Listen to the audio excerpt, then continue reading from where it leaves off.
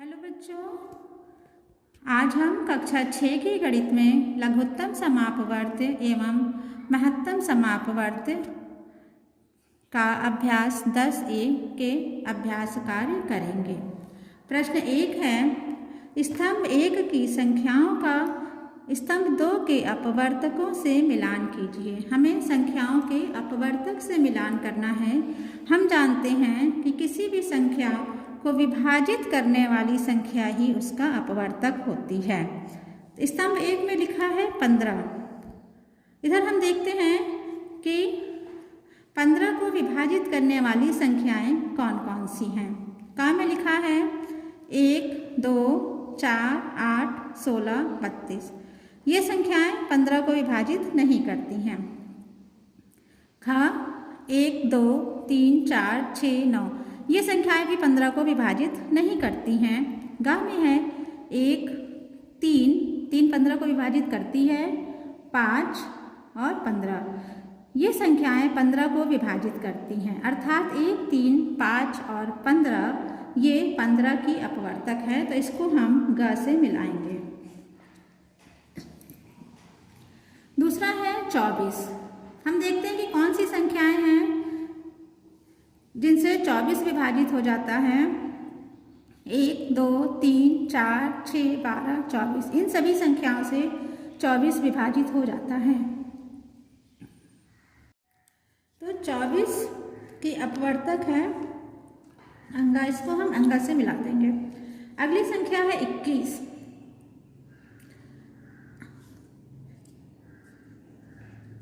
1, 3, 7 और 21 ये 21 की विभाजक संख्याएं हैं, तो 3 को ढ से मिलाएंगे।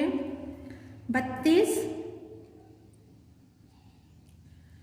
1, 2, 4, 8, 16 और 32 ये 32 के विभाजक संख्याएं हैं, अर्थात 32 के अपवर्तक हैं, तो 32 को का से मिलाया जाएगा। 36 1, 2, 3, 4, 6, 9, 12, 18 और 36 ये सभी 36 के अपवर्तक हैं, तो इसको हम 36 से मिला देंगे। पहचानने का सबसे अच्छा तरीका है कि किसी भी संख्या का सबसे बड़ा अपवर्तक वो संख्या स्वयं होती है। तो ये 15 लिखा है, हम देख लेंगे कि सबसे बड़ी संख्या 15, तो इससे मिला दिया। 24 है, 24 का सबसे बड़ा अपवर्तक 24 ही होगा। 21 का सबसे बड़ा अपवर्तक 21 होगा। 32 का सबसे बड़ा अपवर्तक 32 होगा। 36 का सबसे बड़ा अपवर्तक 36 होगा। तो इस तरह से हम आसानी से मिला लेंगे। अब प्रश्न 2 है, निम्नांकित संख्याओं के प्रथम 5 गुणज लिखिए। गुणज अर्थात अपवर्त्य लिखिए, अर्थात इस संख्या को प्राकृतिक संख्याओं 1, 2, 3, 4 से गुणा करने पर क्या उत्तर आता है, यही इसका गुणज या अपवर्त्य होगा। 3 को 1 से गुणा करने पर 3 आएगा, तो इसका पहला गुणज 3 है। 2 से गुणा करने पर 6 आएगा। 3 से गुणा करने पर 9, 4 से गुणा करने पर 12 और 5 से गुणा करने पर 15। तो इस तरह से 3 के गुणज 3, 6, 9, 12 और 15 होंगे। अब 4 के गुणज लिखना है। हम उस संख्या का पहाड़ा भी पढ़ करके लिख सकते हैं। 4 के गुणज 4, 8, 12, 16 और 20। 5 के गुणज 5, 10, 15, 20, 25। गुणज कितने भी हो सकते हैं, हमें प्रथम 5 लिखने हैं, इसलिए हम प्रथम 5 लिख रहे हैं। 9 का गुणज 9, 18, 27, 36 और 45 ये 9 के गुणज हो गए। प्रश्न 3, स्तंभ 1 की संख्याओं का स्तंभ 2 के साथ मिलान करना है। स्तंभ 1 में नंबर 1 पे है 15। हम देखते हैं 15 क्या 7 का गुणज है, नहीं। 8 का गुणज है, नहीं। 50 का अपवर्तक नहीं हो सकता है। 30 का अपवर्तक हाँ 15 30 का अपवर्तक हो सकता है। तो इसको घ से मिलाएंगे।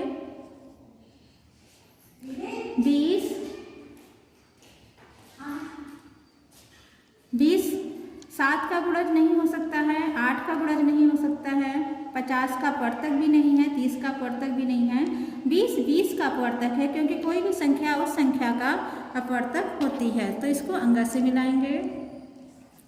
16 हम देखते हैं कि 8 का गुणज है, 8 को 2 से गुणा करेंगे तो 16 आएगा, तो इसको हम ख से मिलाएंगे। 25 50 का अपवर्तक है, 25 को 2 से गुणा करेंगे 50 आएगा, या 50 को 2 से विभाजित करने पे 25 आएगा, तो 25 50 का अपवर्तक है, इसको ग से मिलाएंगे।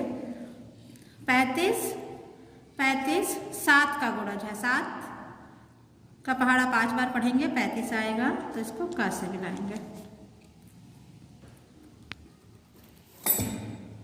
अब प्रश्न 4 है, 7 के सभी अपवर्त ज्ञात कीजिए जो 100 से कम हो। हम जानते हैं कि अपवर्त हम उन संख्याओं को कहते हैं कि जिसकी प्राकृतिक संख्याओं से गुणा करने पे जो संख्याएं प्राप्त होती हैं। जैसे 7 के अपवर्त ज्ञात करने हैं तो 7 को 1 से गुणा करने पर 7, 2 से गुणा करने पे 14, 3 से गुणा करने पर 21। इस तरह से हम 7 के वो सभी अपवर्त निकालेंगे जो 100 से कम है।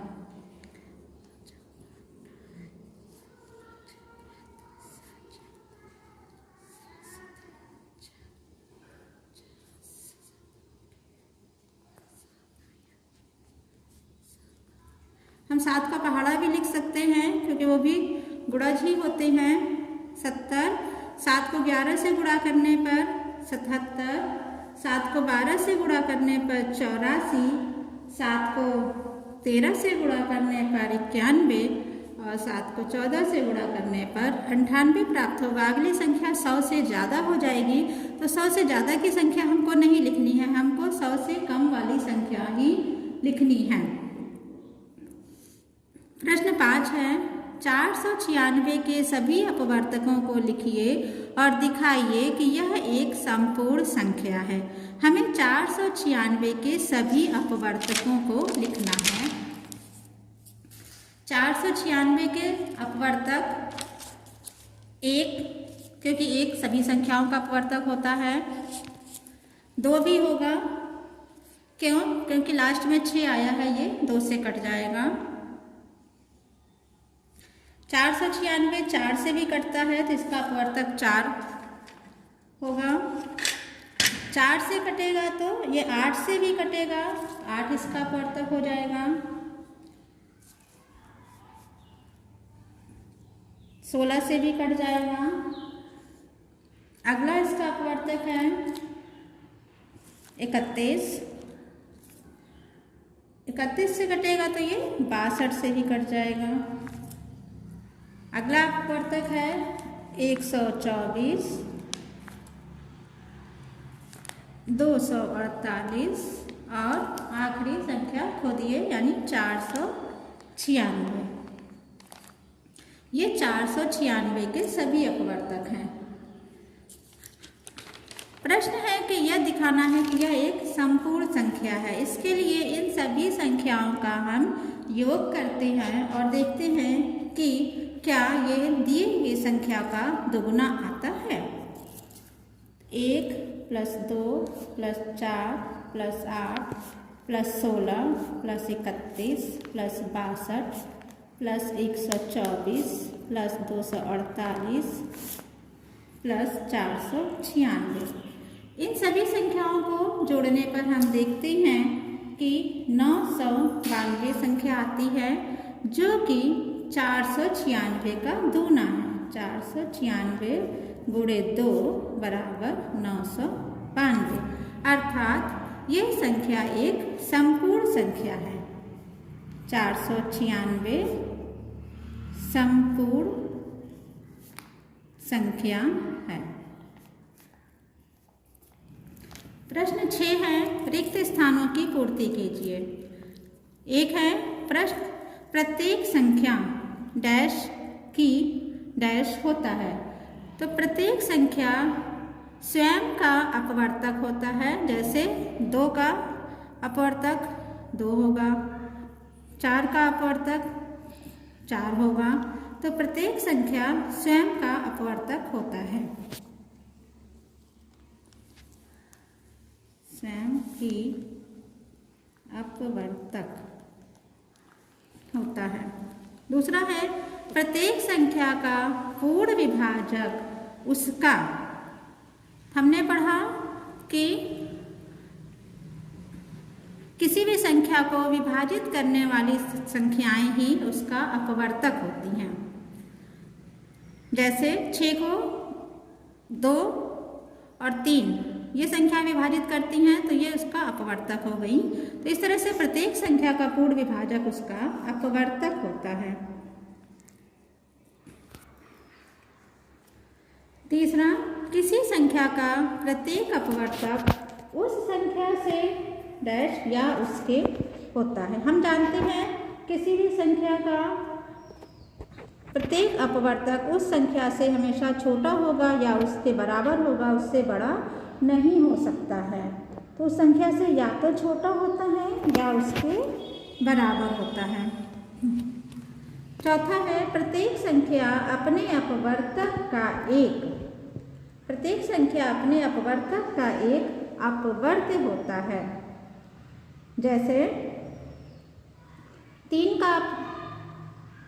15 का अपवर्तक 1, 3, 5 और 15 है। तो 15 जो है इन संख्याओं का अपवर्त्य हुई, अपवर्त्य। अगला है 78 के अपवर्तक हैं। हमें ऐसी संख्या निकालनी है जिनसे 78 कट जाता है। तो पहला अपवर्तक 1 है क्योंकि सभी संख्या का पहला अपवर्तक 1 होता है। 2 से भी कट जाएगा, 2, 3, 6, 78, 13 से कटेगा तो 13, 26, 39 और 78। ये 78 के अपवर्तक हैं। इस तरह से इस पाठ के सभी सवाल हो गए हैं। इनको अपनी अभ्यास कॉपी में कर लीजिएगा। धन्यवाद।